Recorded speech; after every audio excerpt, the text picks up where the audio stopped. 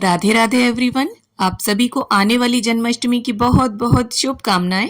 तो भाद्रपद मास के कृष्ण पक्ष की अष्टमी तिथि को जन्माष्टमी का त्योहार मनाया जाता है और हर साल जन्माष्टमी के दिन भक्त बड़े ही धूमधाम से जन्माष्टमी का पर्व मनाते हैं और श्री कृष्ण जी के मनमोहक बाल स्वरूप की पूजा करते हैं। तो जन्माष्टमी का भले ही आप व्रत करें या ना करें, पर सभी को श्री कृष्ण जी का लड्डू गोपाल जी का पूजन अवश्य करना चाहिए। तो आज की इस वीडियो में मैं आपको दिखाने वाली हूँ कि अगर आपके घर पर लड्डू गोपाल नहीं है तब किस प्रकार आप जन्माष्टमी पर श्री कृष्ण जी की पूजा करें और इस आनंददायक त्योहार को मनाएं। तो देखिए, इस पूजा को आप अपने घर के मंदिर में भी कर सकते हैं। मंदिर को अच्छे से डेकोरेट कर लें और यहाँ पर मैंने अलग से डेकोरेशन की है, एक चौकी लगा ली है और थोड़ी बहुत लड़ियों से डेकोरेशन कर ली है। आप लड़ियों से, बैलून से या लाइट से, जिससे डेकोरेशन करना चाहते हैं उससे डेकोरेशन करें। और यहाँ पर मैंने चौकी के ऊपर हरे रंग का वस्त्र बिछाया है, आप पीले या लाल रंग का वस्त्र भी बिछा सकते हैं। अब इसके बाद अक्षतों का या फूलों का हमें आसन देना है और श्री कृष्ण जी का जो भी फोटो है आपके पास, चाहे बाल्यावस्था का हो या युवावस्था का या राधा रानी के साथ, आप उन्हें विराजमान करके पूजन कर सकते हैं। अब इसके साथ ही गणपति जी को भी हम अक्षतों पर विराजमान कर लेंगे और कन्हैया जी की प्रिय वस्तु बांसुरी उनके समीप रख देंगे और गौ माता को भी। अब देखिए, डेकोरेशन आप सुबह ही कर लीजिए या दिन में भी कर सकते हैं और शाम के समय हमें इस तरह से स्थापना कर लेनी है। और मंदिर में अगर पूजा कर रहे हैं तो मंदिर को भी अच्छे से डेकोरेट कर लीजिए। अब हमें क्या करना है, करीब शाम के 7 बजे के आसपास आपको एक लाल या पीले रंग की चुनरी लेनी है। तो यहाँ पर जो माता रानी को चुनरी उड़ाते हैं वही चुनरी मैंने ली है और फोटो पर इस प्रकार से पर्दा लगा देंगे हम। अब अगर देखिए आपको डंठल वाला खीरा मिल जाता है तो वो एक खीरा लें और यही फोटो के समीप रख दें और इसके साथ ही 1 रुपए का सिक्का या चांदी का सिक्का भी रख सकते हैं। और देखिए, सभी मंदिरों में भी कृष्ण जी की मूर्ति के सामने इस समय पर्दा डल जाता है। अब देखिए, जब 12 बजे जन्म होगा श्री कृष्ण जी का, तब तक हमें यहाँ की किसी भी वस्तु को बिल्कुल भी हिलाना डुलाना नहीं है। और 7 बजे से 12 बजे तक की बीच की जो अवधि है उसमें आप लोग भोग प्रसाद बना लीजिए, खाना वगैरह बनाकर मंदिरों में घूमकर आ जाइए, क्योंकि जन्माष्टमी पर मंदिरों में काफी सुंदर सुंदर झांकियां सजी होती हैं।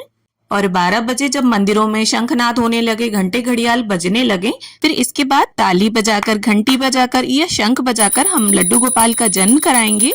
नंद के आनंद भयो जय कन्हैया लाल की, इस तरह से बोलते हुए हमें पर्दा हटा देना है। और इसके बाद जो डंठल वाला खीरा हमने लड्डू गोपाल के पास रखा था उसे सिक्के की सहायता से सीधे हाथ के डायरेक्शन में, जिस तरह से घड़ी की सुई घूमती है उस तरह से हमें काटना है। और खीरे को काटने के लिए चाकू का या किसी भी धारदार चीज का इस्तेमाल नहीं करना है और ऊपर वाले डंठल के हिस्से को खीरे से अलग कर देना है।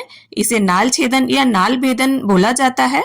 और खीरे के ऊपर वाला डंठल वाला हिस्सा किसी भी गमले की मिट्टी में हमें दबा देना है और इस खीरे का भोग सबसे पहले हम भगवान को लगाएंगे, इसके बाद सभी लोग इसे ग्रहण करेंगे। अब देखिए, यहाँ पर अगर आपकी मूर्ति है, लड्डू गोपाल का आप पूजन कर रहे हैं, तो आप उन्हें बाकायदा पंचामृत से स्नान कराएं। और यहाँ पर मैं सांकेतिक पंचामृत स्नान करा रही हूँ, तो इस प्रकार से 5 या 7 बार घुमाते हुए सबसे पहले गणपति जी को हम स्नान कराएंगे और इसके बाद इस पंचामृत में एक तुलसी का पत्ता डालेंगे। देखिए, गणपति जी को जब स्नान कराएंगे तो हमें तुलसी का पत्ता नहीं डालना है। और इसके बाद बाल गोपाल की छवि के आसपास 5 बार घुमाते हुए स्नान के भाव से पंचामृत सांकेतिक स्नान करा लेंगे। अब देखिए, स्नान का जो पंचामृत है वो अब चरणामृत बन गया, तो घर के सभी लोग इसे ग्रहण कर सकते हैं। अब इसके बाद गंगा जल और फूल की सहायता से जल का छींटा देते हुए हम शुद्धोदक स्नान करा लेंगे गणपति जी को और बाल गोपाल को। और गणपति जी को वस्त्र की भावना से यहाँ पर मैं कलावा अर्पित कर दूंगी। चंदन रोली से टीका करेंगे और टीके पर अक्षत लगाएंगे और इसके साथ ही गणपति जी को यहाँ पर लाल रंग का मैं गुलाब अर्पित करूंगी और गणपति जी को अलग से हम भोग रखेंगे। तो जो भी भोग आपने बनाया है उसमें से थोड़ा थोड़ा अलग निकाल कर आप रख दें, उसमें तुलसी का पत्ता नहीं डालना है हमें। अब यहाँ पर वस्त्र की भावना से बाल गोपाल को भी कलावा अर्पित कर दिया है मैंने, गौ माता को कलावा अर्पित कर दिया है। और जन्म के बाद जिस तरह से बच्चे को सबसे पहले शहद चटाते हैं, उसी तरह हम बाल गोपाल को शहद चटाएंगे और गौ माता को, बाल गोपाल को टीका करेंगे, टीके पर अक्षत लगाएंगे और इसके बाद गणपति जी को और बाल गोपाल को इत्र की सेवा प्रदान करेंगे। तो देखिए, जन्माष्टमी का जो पर्व है वो कृष्ण भक्तों के लिए बहुत ही ज्यादा खास होता है। सभी अपने अपने स्तर से बहुत अच्छे से इस पर्व को मनाने का प्रयास करते हैं। अब देखिए, जो भी खुशबूदार फूल हो आप वो बाल गोपाल को अर्पित करें, जिससे पूजा का जो माहौल है और भी सुगंधित और भक्तिमय हो जाए। और देखिए मोर पंख भी आप हर वर्ष श्री कृष्ण जी को जरूर अर्पित करें, चाहे एक ही मोर पंख आप अर्पित करें। और अगर लड्डू गोपाल की पूजा कर रहे हैं तो उनके मुकुट में मोर पंख लगा दें। और देखिए रात्रि में तुलसी नहीं तोड़ना है तो सुबह ही आप तोड़कर पानी में इस प्रकार से डुबोकर रख दें, जिससे हरी और ताजा बनी रहेगी। अब देखिए 1 या 2 दिन की ताजा मलाई का आप माखन निकालें और हो सके तो दोनों समय इसका भोग आप अर्पित करें। और ना हो सके तो रात्रि में कम से कम एक बार तो माखन मिश्री का भोग जरूर अर्पित करें, क्योंकि माखन मिश्री जो है वो श्री कृष्ण जी को अत्यंत प्रिय है। तो यहाँ पर हम माखन मिश्री का, इसके साथ ही धनिया पंजीरी और पंचामृत का भोग अर्पित करेंगे। और देखिए धनिया पंजीरी भी विशेष रूप से जन्माष्टमी पर भोग में अर्पित की जाती है। और साथ में देखिए जो भी घर पर मेवे मिष्ठान हो उन्हें अर्पित करें, फल जो भी उपलब्ध हो आपके पास उन्हें अर्पित करें। और घर पर जो भी शुद्ध सात्विक पकवान आपने बनाए हैं उनका भोग भी अर्पित कर सकते हैं। और सभी भोग में तुलसी का एक एक पत्ता जरूर डाल दें, क्योंकि बिना तुलसी दल के हमारे कान्हा जी भोग को ग्रहण नहीं करेंगे। और साथ ही जल का भोग भी रख दें और बड़े ही प्रेम भाव और विनम्रता से कन्हैया जी से भोग को ग्रहण करने के लिए आग्रह करें। और देखिए भोग भगवान ग्रहण करें या ना करें, पर जब भोग में भगवान की दृष्टि पड़ जाती है तो वो भोग जो है वो प्रसाद बन जाता है और मनुष्य के खाने योग्य बन जाता है। अब जो खीरा हमने जन्म के समय काटा था उसका भोग भी कन्हैया जी को पहले अर्पित करेंगे।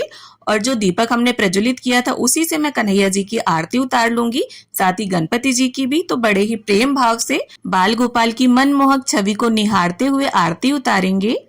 आरती कुंज बिहारी की, श्री गिरिधर कृष्ण मुरारी की।